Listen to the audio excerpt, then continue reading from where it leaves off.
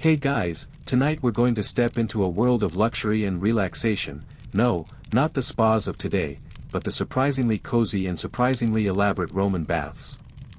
Imagine yourself walking into one of the grandest buildings in ancient Rome, the air filled with the warm steam from heated rooms, the hustle and bustle of people, and the sound of splashing water. Now, picture this: a bath wasn't just a place to clean yourself, it was a place to socialize, to relax, and to even conduct business. Yeah, you probably won't survive this, unless you're prepared for a few thousand years of history on relaxation. But don't worry, no cold water shock baths for you tonight. So, before you get too comfortable, take a moment to like the video and subscribe, but only if you genuinely enjoy what I do here. Also, feel free to share your location and local time in the comments. I'd love to know where you're tuning in from. Now, dim the lights, maybe turn on a fan for that soft background hum, and let's ease into tonight's journey together. Roman baths were far more than just places to soak off the grime of a day. They were massive, beautiful public spaces where Romans of all walks of life came together. These baths were a hub of relaxation, but they were also centers of socialization, commerce, and even business. The rituals of bathing were essential to the Roman way of life, and they spoke volumes about Roman values, cleanliness, discipline, and community. Imagine the Romans, after a long day of hard work, relaxing in these beautiful, steamy spaces, chatting with friends or negotiating deals, everything happening in the most relaxing environment imaginable. And unlike today's private spas, Roman baths were designed for the public, for anyone who could afford the small entry fee. You'd have your rich senators and noblemen, of course, but you'd also have ordinary citizens, soldiers, traders, and craftsmen, mingling in the same spaces. It was, in a way, a little like a modern-day gym and social club combined, but with a lot more steam and a whole lot of relaxation.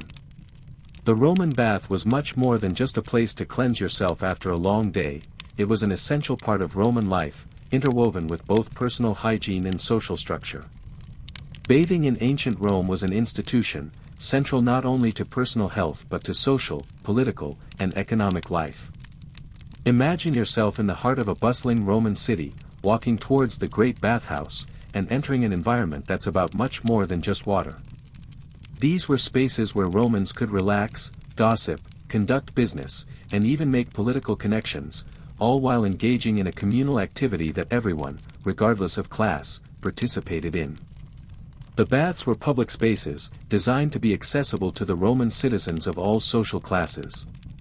While it was often the case that wealthier individuals might have their own private baths at home, the majority of Romans used the public bathhouses.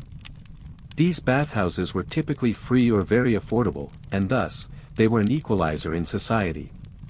Whether you were an emperor, a soldier, or a merchant, you would likely find yourself sharing the same bathing space with people from all walks of life.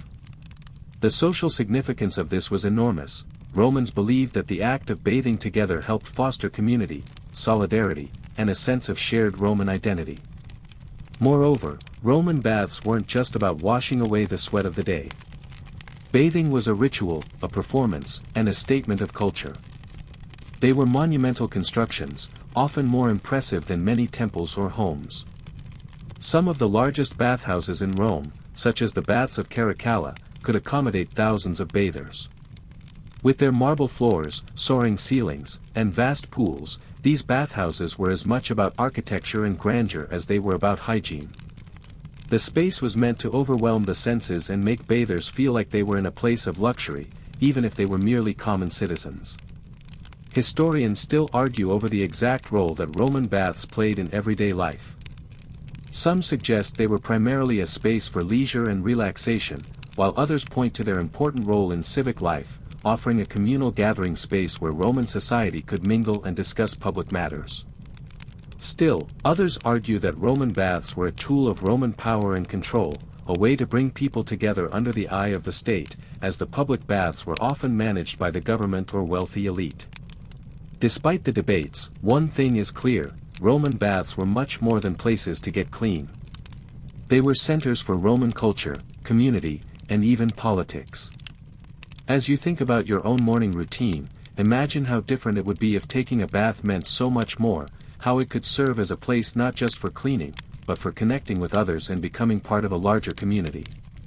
Tonight, as you settle into sleep, think about the community-building rituals that shaped Roman society, and how the act of bathing, whether for relaxation or socializing, served a larger purpose in creating bonds that lasted far beyond the bathhouse walls. Now that we've explored the social significance of Roman baths, let's take a closer look at the architecture that made these spaces so extraordinary. Roman baths were architectural marvels, designed to impress and to serve the practical needs of a large, communal bathhouse. Imagine entering one of these grand structures, massive vaulted ceilings above you, the scent of warm steam in the air, and the sound of water splashing in the background. The baths weren't just functional, they were designed to be awe-inspiring, combining art, engineering, and utility in ways that continue to impress us today. Roman bathhouses were built with a sophisticated understanding of engineering and the mechanics of water. The most iconic feature of these bathhouses was their hypocaust system, an innovative underfloor heating method that allowed the Romans to heat large spaces, like the warm and hot rooms of the baths, without modern technology. Beneath the floors of the bathing areas were channels where hot air and steam would flow, warming the rooms above. This system was revolutionary at the time and allowed bathers to enjoy a constant source of warmth, creating the relaxing environment that made Roman baths so enjoyable. The baths were divided into various rooms, each designed for a specific purpose, and the layout of the bathhouses was as important as their function. At the center of the bathhouse, you would find the caldarium, the hot room, where bathers would immerse themselves in the hottest water, sometimes with the addition of steam. Nearby, the tepidarium was the warm room, where bathers could relax and let their bodies acclimate before moving to the hotter sections. Finally, the frigidarium, the cold room, was where bathers would take a plunge into cold water, sometimes after spending time in the heat. The contrast between hot and cold was thought to be beneficial for circulation, invigorating the body after the heat of the other rooms. Historians still argue about the full extent to which the architecture of Roman baths was influenced by Greek and Eastern traditions. Some believe the Roman baths borrowed heavily from earlier Hellenistic bathhouses, where bathing was an essential part of life and culture. Others argue that Roman bathhouses were entirely innovative, incorporating unique Roman engineering techniques that set them apart from previous civilizations. Regardless of the influence, the result was the same. The Roman baths became cultural landmarks, often located near public spaces like forums or markets, where they were accessible to people from all walks of life. Roman bathhouses were also designed to be visually stunning. They featured luxurious marble, mosaics, and intricate sculptures. The walls and floors were often decorated with beautiful mosaics depicting scenes from Roman life, mythology, or nature. Bathhouses like the Baths of Caracalla in Rome, one of the largest and most famous, had elaborate gardens, grand courtyards, and towering columns. The sense of grandeur was a testament to the importance of bathing in Roman society. The architecture wasn't just about practicality, it was about creating a space that could be enjoyed by bathers both physically and aesthetically. As you settle into your own sleep tonight, picture the incredible architecture of the Roman bathhouses, with their vaulted ceilings and marble columns, and the way they shaped the experience of bathing. The Romans knew that architecture had the power to influence the mood and emotions of its users. Just as we create spaces for rest, relaxation, and enjoyment today, the Romans did so in ways that elevated the act of bathing into a luxurious ritual. It's a reminder that the spaces we inhabit shape our experiences, whether for rest, work, or play. Imagine waking up to the chilly, early morning air of ancient Rome, stepping out of your modest home or palace, and heading toward one of the grand public bathhouses. As you approach, you can already smell the steam rising from the building, hear the low murmurs of other bathers, and feel the anticipation of a soothing, social experience ahead. But what exactly did the daily bathing routine look like for a Roman? It wasn't just about getting clean, it was about indulging in a carefully structured, multi-step ritual that prepared both body and mind for the day ahead or the evening's relaxation. The typical Roman bathing routine was a series of carefully designed stages. You would begin by entering the bathhouse and moving through a series of rooms, each with its own temperature and purpose. The first room you would likely encounter was the apoditerium, or the changing room. Here, bathers would strip off their clothes, either storing them in a secure cubby or handing them to a slave or attendant. In some bathhouses, bathers might have had private areas to change, while others simply had open spaces where everyone undressed together, a reminder of how communal and public the bathing experience was. Next, you would move into the tepidarium, the warm room, where you would begin the process of gradually acclimating your body to the heat. The tepidarium was not too hot, making it the perfect room for a gentle warm-up. In this room, bathers would relax, stretch, and chat with fellow bathers. It was common for people to socialize here, as the gentle warmth was ideal for conversation. This room wasn't just about the heat, it was a place to ease into the ritual of the bath, preparing your muscles and your mind for the more intense heat of the caldarium. Historians still debate whether the transition between rooms was as ritualistic as it sounds or whether Romans simply used the different temperatures to better clean and care for their bodies. Some suggest the bath was a mental and physical cleansing ritual, almost like a spiritual experience, while others argue that the stages were simply designed for the practical purpose of staying clean while still allowing bathers to socialize. Either way, what is clear is that Roman bathhouses were designed for more than just hygiene. They were spaces for rejuvenation, both physically and mentally. After spending time in the tepidarium, you would move into the caldarium, the hot room. This was where the heat really hit. Imagine stepping into a space filled with steam, the heat making your skin flush and your muscles relax. The caldarium would have pools filled with hot water, and bathers would submerge themselves, often remaining in the water for extended periods. Some might use small metal scoops called strigils to scrape sweat and dirt from their skin, while others enjoyed the pure indulgence of the heat. The heat in this room was intense, and the ritualistic use of steam and water helped promote relaxation and rejuvenation. Following your time in the hot room, the most invigorating part of the bathing routine was the cold plunge in the frigidarium. This was the final stage of the Roman bath, where bathers would take a quick dip in cold water, shocking their system and refreshing their bodies. The frigidarium was often the least frequented room because of the cold water, but it was considered the essential final step in the process of bathing. The Romans believed that this hot-cold contrast helped stimulate circulation, improved health, and was invigorating for both body and mind. Historians still debate the benefits of this contrasting hot and cold bathing routine. Was it really an effective method for cleansing the body, or was it more about the experience, the ritual of alternating between the relaxing heat and the refreshing cold? Some modern studies suggest that the hot-cold contrast is beneficial for circulation and may even improve muscle recovery, but whether the Romans understood these health benefits or if they simply enjoyed the process is a matter of ongoing discussion. As you rest tonight, think of the Roman bathhouse as a space for ritual, relaxation, and rejuvenation. For the Romans, bathing was not a quick task, it was an experience, one that involved stages, socialization, and a deep sense of cleansing that went beyond physical hygiene. It wasn't just about getting clean, it was about resetting your body, mind, and spirit. Whether it was the heat of the caldarium or the refreshing cold plunge in the frigidarium, the Roman bathhouse embodied the Roman approach to life, structured, purposeful, and deeply connected to the body's well-being. Roman baths were not just places for physical cleaning, they were vibrant social hubs. While you might have arrived at the bathhouse seeking relaxation and a break from the pressures of daily life, it didn't take long before you found yourself drawn into the rich social atmosphere of the baths. In many ways, the Roman bath was the social equivalent of a modern-day cafe, gym, and networking event all rolled into one. As you moved between the various rooms, tepidarium, caldarium, and frigidarium, you would encounter people from all walks of life, senators, merchants, soldiers, and even slaves, all coming together in these communal spaces. The bathhouse was an integral part of Roman society because it facilitated interaction across social classes.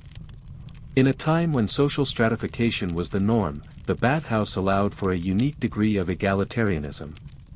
Romans of all ranks and backgrounds could come together in the bath, making it a space where important business deals were struck, political alliances were formed, and gossip spread. There, amid the steam and the hustle of the bustling public baths, business transactions could be casually discussed, and favors could be requested or offered. This free exchange of ideas, gossip, and even business was an essential part of Roman civic life. For the elite, the bathhouse offered more than just a place to cleanse the body. It was a social environment where you could socialize, make deals, and reinforce your position in Roman society. Imagine yourself in the Caldarium, surrounded by influential senators and wealthy merchants, discussing the latest political events or the affairs of the empire. For Romans, spending time at the bathhouse was just as much about the interactions and connections made as it was about relaxation. This was the place to network, where a conversation could result in a lucrative business opportunity or a new political alliance.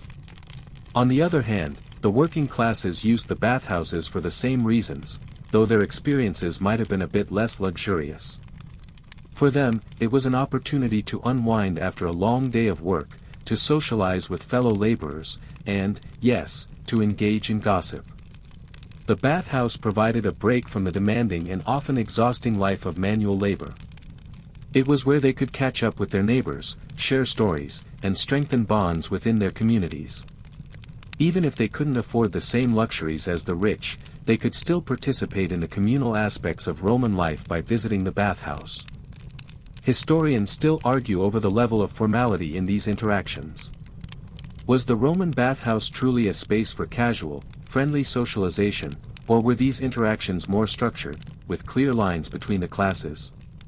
Some scholars suggest that while Romans of all classes may have shared the same spaces, there was still an unspoken hierarchy, with certain areas or times reserved for specific social groups.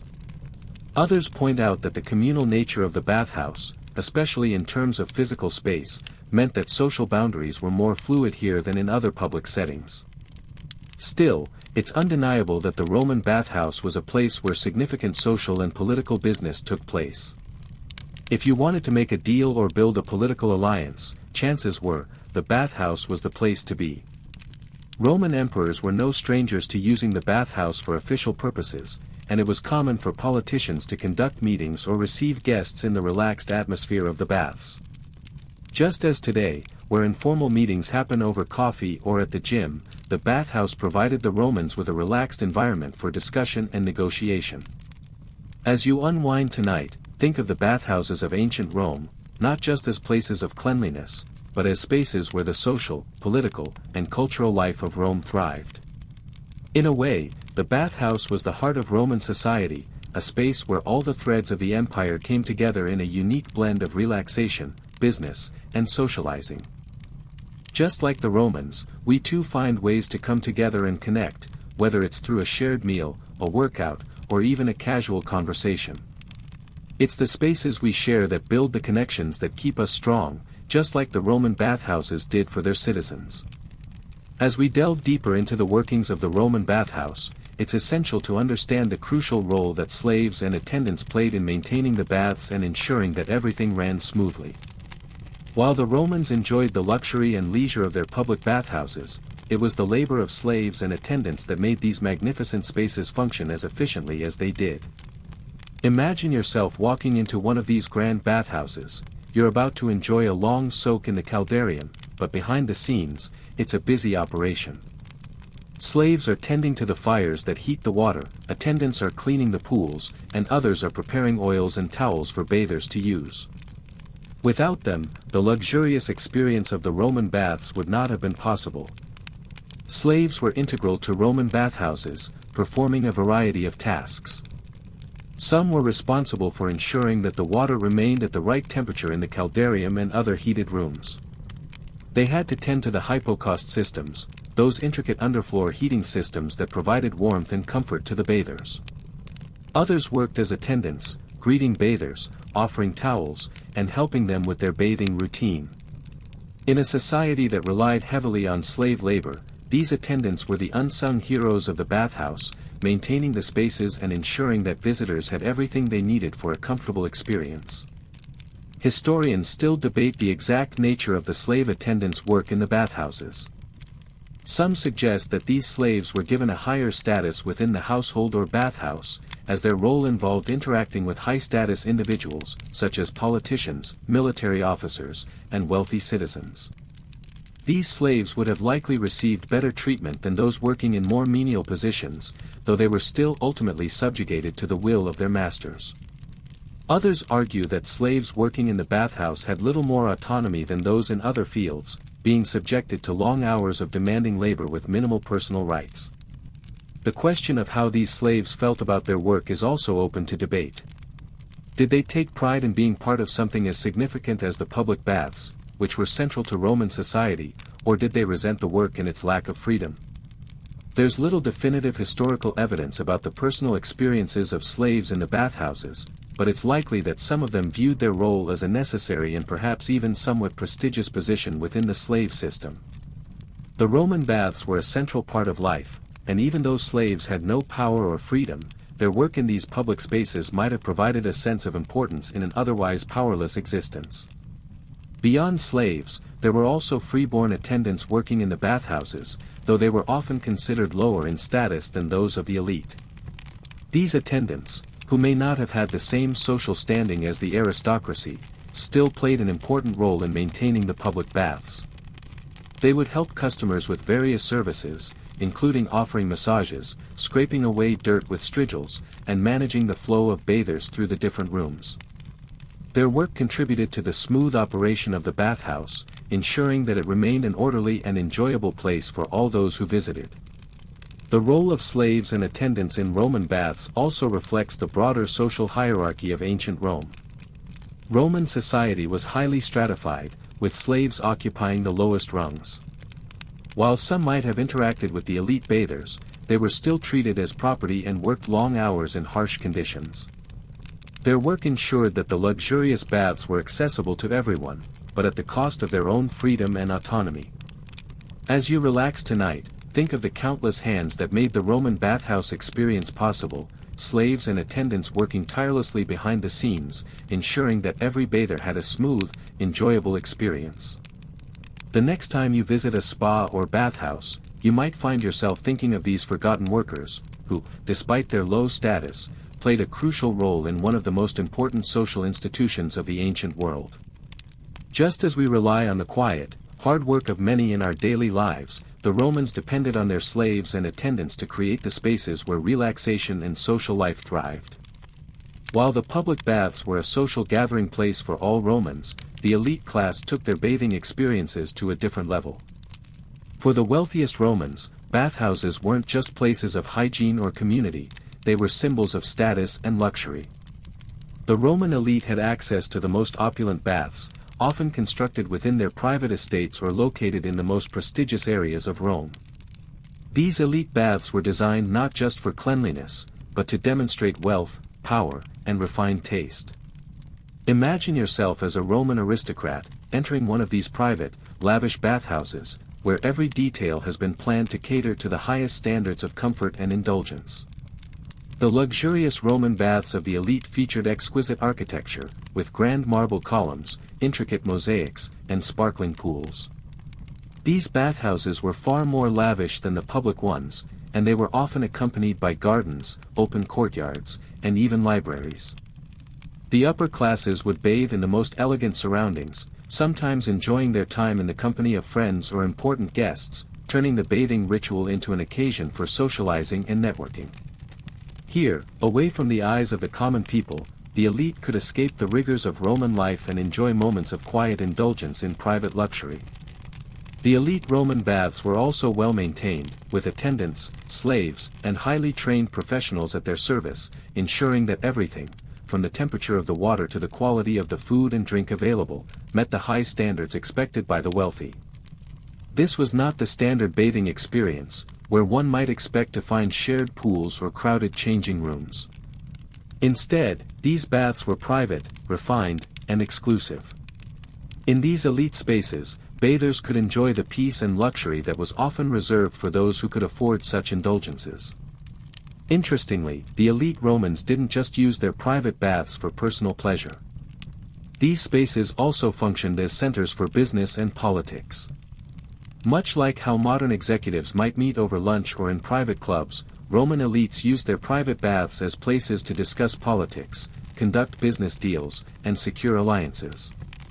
Important discussions and decisions could take place while bathers were soaking in hot pools or enjoying massages, blending leisure and business in ways that helped reinforce the social and political structures of Roman society. Historians still debate how much of the elite's use of private baths was about pure relaxation versus how much it was about reinforcing social status and power. Some argue that private baths were a way for the elite to withdraw from the public, indulging in their wealth while maintaining their separation from the masses. Others suggest that the elite used these spaces for more strategic purposes, reinforcing social hierarchies and ensuring their influence over Roman political and economic affairs. Regardless of the motivation, it's clear that the Roman elite used their bathing habits to signal their status, much like modern-day leaders or wealthy individuals use private clubs or exclusive retreats. As you settle in tonight, consider the role that luxury and exclusivity played in the Roman world. The private baths of the elite were more than just places for relaxation, they were statements of power, refinement, and control. Just like today, where access to luxury and privacy can set people apart, the Romans used their bathhouses as a means to reinforce their position in society. As you prepare to sleep, think of the grandeur of those elite Roman baths, where relaxation and power were intertwined, creating a space where the elite could escape the public eye and retreat into a world of luxury, leisure, and social opportunity. As we've seen, Roman baths were not just places of cleanliness but crucial hubs for social, political, and cultural interaction. But where did these bathing practices actually originate? Were the Romans the inventors of the grand public bath, or did they borrow and adapt these practices from other ancient civilizations? Historians still argue over the true origins of the Roman bathing culture, with theories ranging from Greek influence to the possible adoption of Eastern traditions. The debate centers around whether the Romans were truly innovators in the art of bathing or whether they were simply refining practices that had existed long before them. One school of thought suggests that the Romans inherited the concept of communal bathing from the Greeks. The Greeks were known for their gymnasiums, which combined physical exercise with bathing. These gymnasiums were not quite the same as the Roman bathhouses but shared a similar focus on hygiene and socialization. The Greeks used their baths not only to clean themselves but also to socialize and engage in intellectual discussions. This culture of hygiene and communal gathering likely influenced Roman bathhouses, where bathing was similarly linked to both personal hygiene and social life. Another theory posits that the origins of Roman baths can be traced back to Eastern practices, particularly those of the ancient Persians and the cultures of Mesopotamia. The Persians, for example, had long utilized public baths, known as hammams, which were similar in many ways to the Roman baths. These bathhouses featured steam rooms, pools, and relaxation areas, and they were integral to Persian life, much as Roman baths became central to Roman society. The architectural design and function of Persian baths may have influenced Roman bathhouses, particularly in terms of their use of steam and heated water. While both the Greek and Eastern theories are plausible, the most likely scenario is that the Romans combined elements from both cultures and added their own innovations. Roman engineering, particularly their mastery of water management, allowed them to create more advanced bathhouses than those in Greece or Persia. The Romans developed the hypocaust system, a system of underfloor heating that was integral to the success of their baths. This technical innovation, combined with the social traditions of the Greeks and the Eastern bath practices, created the luxurious and functional bathhouses that became iconic in the Roman world. Historians still debate how much of the Roman bathing culture was truly original and how much was borrowed from other civilizations. Some scholars argue that the Romans were innovators in the field, taking the ideas from Greece and Persia and developing them into something more elaborate and accessible. Others believe that the Romans were simply excellent at refining and adapting existing practices, creating something more accessible and widespread. Regardless of its origins, the fact remains that Roman baths became a central part of their civilization, deeply embedded in their social structure and cultural identity. As you ease into your own peaceful rest tonight, think about the long history of bathing, how it has evolved from ancient practices to the luxurious spas of today. The Romans, with their complex systems of water management, were pioneers in making bathing a social, communal, and even spiritual practice. Like the Romans, we too find moments of connection in our rituals, whether it's through a shared experience in a bath, a conversation, or simply the quiet moments we enjoy on our own. Tonight, as you settle in for rest, think of the many cultures that have shaped the way we relax and unwind, and how, in many ways, we're still carrying on those ancient traditions. As we continue to explore the structure and experience of Roman baths, we must dive into the heart of the bathhouse, the caldarium, or the hot room. This was the space where bathers would experience the highest levels of heat and steam, and it was arguably the most indulgent and therapeutic part of the Roman bathing experience. The caldarium was not just a hot room, it was a space for relaxation, muscle recovery, and spiritual rejuvenation. If the bathhouse was a sanctuary for Romans, then the caldarium was the temple of heat and wellness. Imagine yourself entering the caldarium, where the temperature is intense, the air thick with steam, and the stone floors warm beneath your feet. Bathers would have submerged themselves in large, steaming pools of water, allowing the heat to open their pores and relax their muscles. The intense heat of the caldarium was therapeutic, helping to promote circulation and cleanse the body of impurities. It wasn't just about cleaning yourself, it was about purging the body of toxins, both physically and, in a sense, mentally. After a long day of hard work or battle preparation, this was where you would unwind and cleanse yourself of the stress and fatigue that had accumulated throughout the day. The caldarium was a crucial part of the Roman bath experience, serving both physical and mental needs. The Romans believed that the heat from the caldarium helped to rejuvenate the body by opening the pores, removing dirt, and improving circulation. The heat also had a relaxing effect on the muscles, making it the ideal room for bathers to rest and recover from the physical demands of their day. This combination of physical cleansing and relaxation made the caldarium a cornerstone of Roman bathhouses. Historians still debate whether the caldarium was intended primarily for therapeutic purposes or if its true purpose was more centered around luxury and indulgence. Some scholars believe the hot room was a space for pure relaxation, while others argue that it was an essential part of the hygiene regimen in Roman society. Whatever its primary role, it's clear that the caldarium was central to the Roman bathing experience and that it served to enhance both the physical and social aspects of Roman life. The importance of the caldarium also reflects the Roman approach to wellness and self-care. While modern spas may seem like a contemporary invention, the Romans were far ahead of their time when it came to understanding the benefits of heat, relaxation, and physical care.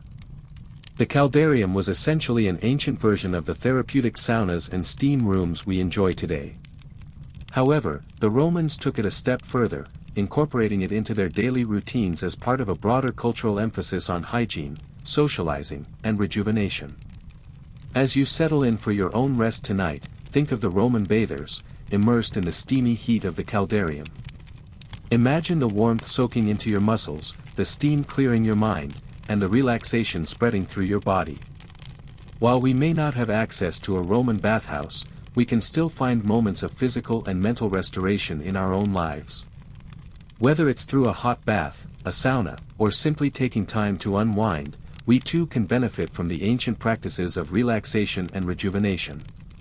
As much as the caldarium offered the soothing warmth and therapeutic heat that the Romans craved, the frigidarium was the room that offered the perfect contrast, the sharp, invigorating shock of cold. After lounging in the hot, steamy environment of the caldarium, bathers would make their way to the frigidarium, where they would plunge into cold pools to refresh their bodies, close their pores, and invigorate their minds. This cold plunge was an essential part of the bathing routine, providing a much-needed jolt after the relaxing heat of the hot rooms. Imagine the shock of the cold water as you enter the frigidarium. The temperature of the water would have been much lower than what we might find in modern pools, designed to have a real physical effect on the body. The icy cold immersion would tighten your skin, get your blood pumping, and provide an energizing contrast to the warmth of the caldarium. For many, the transition from hot to cold was not just refreshing, it was a form of physical therapy, thought to invigorate the body and improve circulation. The Romans believed that this contrast between hot and cold had powerful restorative effects, cleansing the body and mind while providing an overall feeling of well-being. The frigidarium wasn't just about physical benefits, though. In Roman society, these baths were also social spaces. Just as the caldarium served as a place for relaxation and conversation, the frigidarium was often where people could unwind after their time in the hot pools and catch up with friends or business associates. Picture yourself in the cold, refreshing water, surrounded by others enjoying the same revitalizing experience. The frigidarium was another space for communal bonding, adding another layer of social interaction to the ritual of bathing. Historians still debate whether the cold plunge in the frigidarium was as essential to Roman bathing culture as the caldarium. Some scholars suggest that the Romans believed that a cold plunge was necessary for balancing the heat and improving overall health, while others argue that it was simply an enjoyable way to finish the bathing ritual. The benefits of hot-cold contrast, such as improved circulation and muscle recovery, are now recognized by modern science, but whether the Romans understood the science behind their bathing habits or simply enjoyed the feeling of the cold water is up for debate. Either way, it's clear that the frigidarium played a key role in completing the Roman bathing routine, offering a refreshing counterpoint to the intense heat of the other rooms. As you settle into sleep tonight, think of the invigorating cold plunge in the frigidarium. The chill of the water would have jolted the bathers into a state of alertness, leaving them feeling refreshed and recharged. Just like the Romans, we too need moments of rejuvenation in our lives, whether it's through exercise, a cold shower, or even the simple act of taking a break. The frigidarium wasn't just about cold water, it was about revitalization, something we can all appreciate in our own routines. As we continue our exploration of the indulgent and restorative aspects of Roman baths, we can't overlook one of the most luxurious and beneficial parts of the bathing experience, massage and the use of oils. The Romans understood that bathing wasn't just about getting clean, it was about relaxation, rejuvenation, and self-care. In fact, one of the central aspects of the Roman bath routine was the use of soothing massages and aromatic oils, which were administered to bathers as part of their ritual. These treatments weren't just a way to pamper the body, they were integral to the overall bath experience and contributed to the mental and physical well-being of the bathers. Imagine yourself in one of the Roman bathhouses, fresh from your time in the caldarium or after taking the cold plunge in the frigidarium. Now, it's time to relax even further. Roman attendants, often slaves or specially trained servants, would apply fragrant oils to your body. These oils, which could be infused with herbs, flowers, or spices, were massaged into the skin, soothing muscles, easing tension, and nourishing the body. The massaging of the oils wasn't just for relaxation, it was also believed to have therapeutic benefits, improving skin health and promoting circulation. The scents of the oils would fill the air, adding another layer to the bathhouse experience, making it an immersive and multisensory ritual. The oils used in Roman baths were often luxurious. Olive oil, a staple of Roman cuisine and daily life, was commonly used, but bathers could also enjoy oils infused with exotic fragrances like lavender, rose, or myrrh. The Romans valued scent not just for its aromatic appeal but also for its ability to create an atmosphere of indulgence and luxury. In a world where personal hygiene could be difficult, the use of oils served as a way to cleanse and nourish the body, leaving bathers feeling refreshed and invigorated. The oils weren't just about relaxation, they were about enhancing the overall experience, adding a layer of comfort and luxury that made the bathhouse an unforgettable escape. Historians still debate how widespread and formalized the practice of massaging oils in the baths was. Some argue that this was a standard feature in every Roman bathhouse, while others suggest that it may have been reserved for the elite or for special occasions. While we may never know the exact extent to which these massages were given to the general public, it's clear that they played an important role in the Roman bathhouse routine. Whether it was part of a standard visit or a special indulgence, the use of oils and massages was a key element of the Roman approach to well-being. Beyond the physical benefits, the act of being massaged with oils also had psychological and emotional advantages. The relaxation provided by the massage, coupled with the tranquil atmosphere of the bathhouse, helped bathers unwind and release the stresses of their day. In many ways, this practice served as a form of self-care, an early form of restorative wellness that we still engage in today through modern-day spa treatments and massages. Just like today, the Romans understood the importance of taking care of the body and mind as part of a balanced routine. As you settle into sleep tonight, think of the calming experience of being gently massaged with fragrant oils in the Roman bathhouse. Feel the relaxation spread through your body, the soothing sensation of the oils, and the peace of being cared for in such an indulgent way. Just like the Romans, we too need moments of relaxation and self-care, whether it's through a massage, a warm bath, or simply taking time to rest and unwind.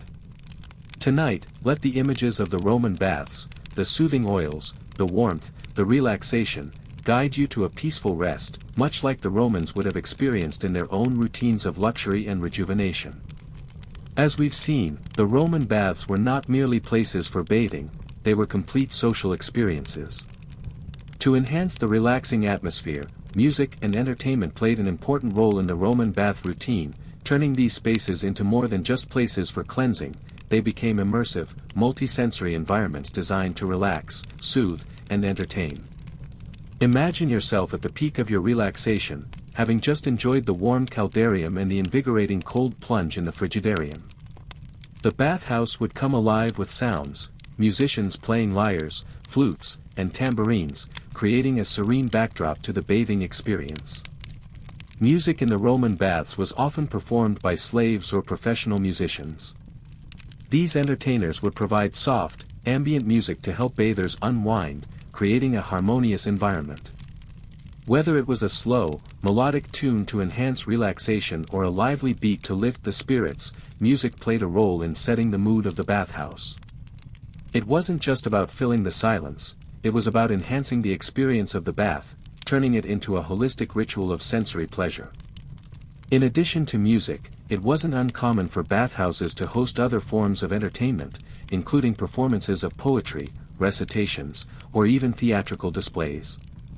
These events often took place in the larger, more lavish bathhouses, where the elite could enjoy a performance while they bathed or rested. Historians still debate how common these forms of entertainment were in the bathhouses. Some argue that music and performances were reserved for the elite and for special occasions, while others suggest that they were part of the regular experience in larger, public bathhouses. Regardless of the frequency, it's clear that music and entertainment played an important role in the bathhouse culture. The combination of physical relaxation, social interaction, and entertainment helped make Roman baths more than just a space for hygiene, they were a place to unwind, rejuvenate, and enjoy life. The inclusion of entertainment in the baths also spoke to the Roman approach to leisure. The baths were designed to be places of relaxation and enjoyment, but they were also spaces where the elite could flaunt their wealth and indulge in the finer things in life. Much like how modern spas and wellness centers are places to relax and recharge, the Roman baths offered an elevated experience, where bathers could enjoy not only the luxury of bathing but also a variety of pleasures, including music, art, and literature. These forms of entertainment added to the bathhouse's role as a social hub, where people could connect with others, enjoy the arts, and refresh themselves both physically and intellectually. As you relax tonight, think of the soothing sounds that filled the Roman baths. Picture yourself in that warm, steamy environment, surrounded by the soft melodies of instruments and the hum of conversation. The music would have complemented the calming effect of the warm water and the sense of relaxation. While we may not have musicians accompanying us in modern spas, we can still appreciate how entertainment and music have the power to enhance our experience of relaxation and wellness. Tonight, as you drift into your own peaceful sleep, imagine the tranquil atmosphere of the Roman bathhouse, where music filled the air, and all your senses were engaged in a full experience of rejuvenation. As with all great institutions, the Roman bathhouse, despite its immense popularity and cultural significance, eventually began to fade. The decline of Roman baths wasn't immediate, but it coincided with the broader societal and political changes that marked the end of the Roman Empire. As the empire's power waned and its territory shrank, the opulence and luxury associated with the grand public bathhouses also began to crumble. The very things that made these bathhouses symbols of Roman culture, immense architecture, grand communal spaces, and the complex systems of heating and plumbing, were expensive to maintain and required the stability of a strong empire to continue.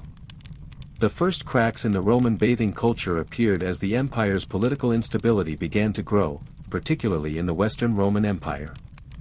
As resources dwindled and invasions from various barbarian groups intensified, maintaining the lavish bathhouses became less of a priority.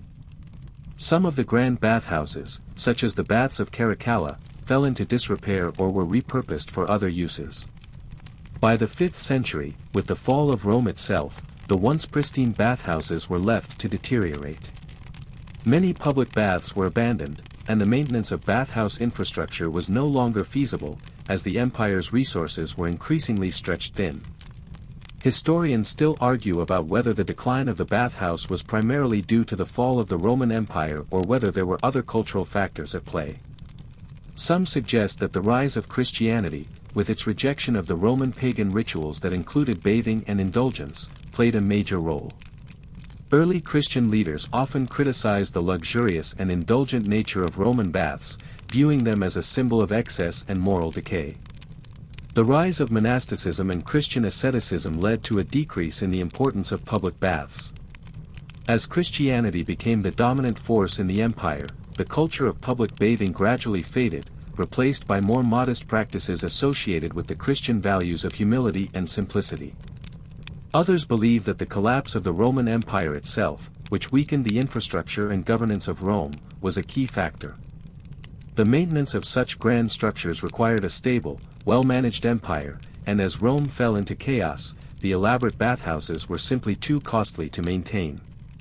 The invasions of the Visigoths, Vandals, and Huns, along with internal strife, took a toll on the empire's ability to manage public works like the bathhouses. Without a strong central government to maintain these spaces, many of the bathhouses were abandoned, repurposed, or destroyed. The decline of public baths did not mean that bathing as a practice completely disappeared. In the Eastern Roman Empire, known as the Byzantine Empire, bathhouses continued to be a part of daily life, though they gradually became smaller and more modest compared to their Roman predecessors. The Byzantine baths, influenced by Roman designs, carried on many of the traditions of Roman bathing, but on a reduced scale, with a focus on communal relaxation and hygiene. As Western Europe transitioned through the Dark Ages, bathing culture fell into a steep decline, with many Europeans turning to more rudimentary and private forms of hygiene until the Renaissance. As you reflect on the fall of the Roman bathhouse, think about the forces, both internal and external, that led to the decline of such an iconic institution. The shift from public luxury to more private, modest means of personal care reflects the broader changes in the Roman world. From political instability to the rise of new religious and social values, the decline of the bathhouse was not just about losing a practice but also about the transformation of Roman identity itself.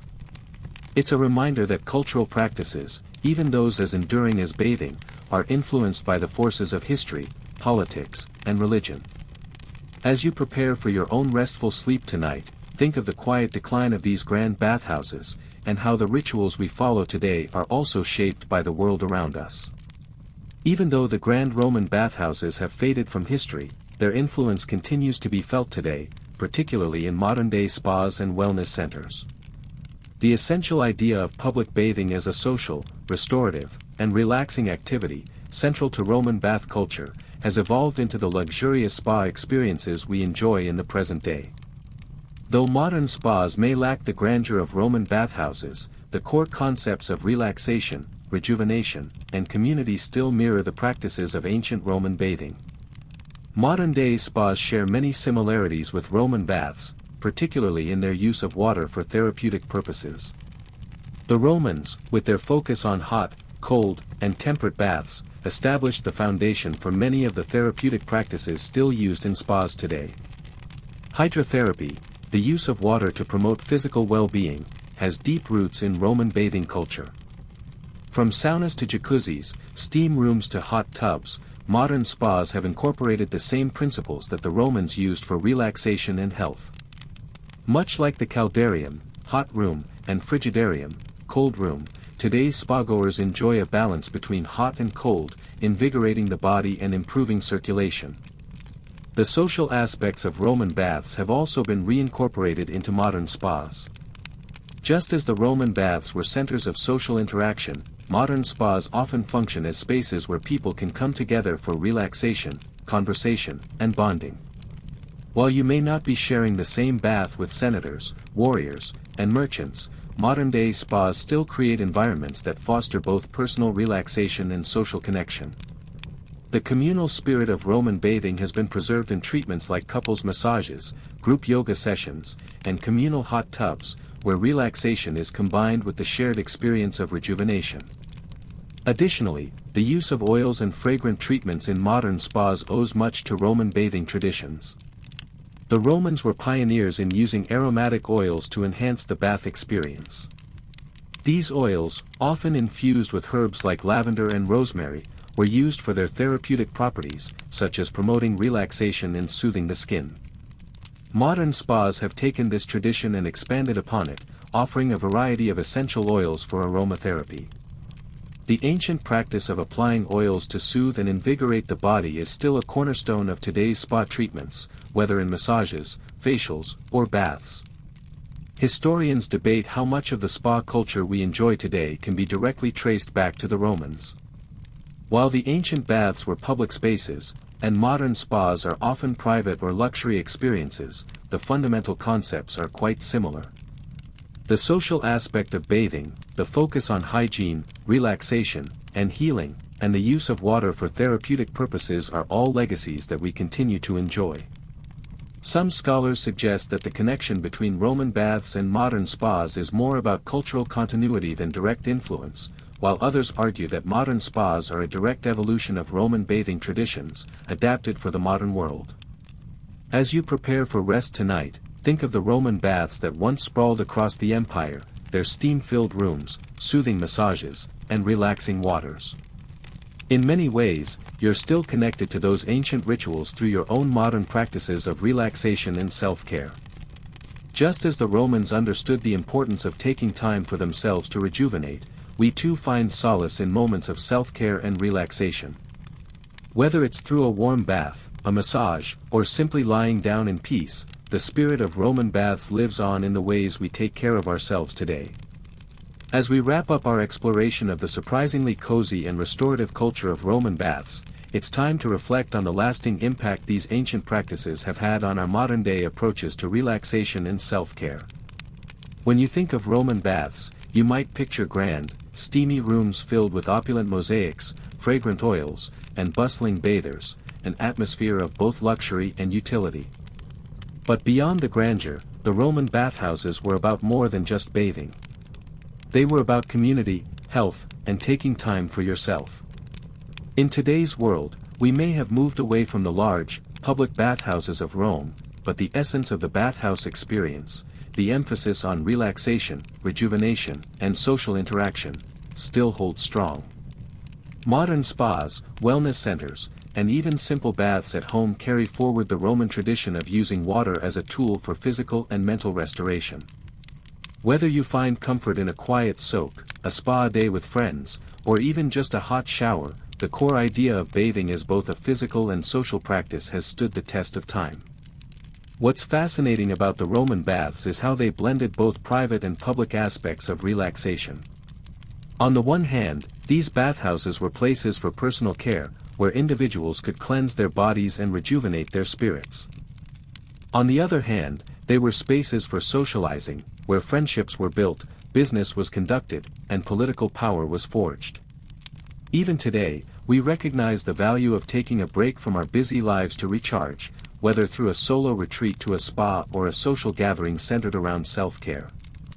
The legacy of the Roman baths extends beyond just the physical act of bathing. It's about the culture of taking time for oneself, creating spaces where people can unwind, connect with others, and focus on their well-being. The rituals of the Roman baths taught people to take care of their bodies, relax their minds, and strengthen their connections to their communities. In the busy, fast-paced world we live in, it's easy to forget the importance of these practices, but when we take time to rest, rejuvenate, and connect, we're carrying forward an ancient tradition that has been part of human civilization for millennia. As you settle into your own sleep tonight, think of the soothing warmth of the Roman baths, the warmth of the caldarium, the refreshing chill of the frigidarium, and the calming effects of aromatic oils and massage. Just as the Romans used their bathhouses to restore both body and mind, we can use our own moments of rest to nourish ourselves. Whether through a relaxing bath, a restful night's sleep, or a peaceful moment of quiet reflection, the lessons of the Roman baths remind us to prioritize self-care and to appreciate the moments of stillness in our busy lives.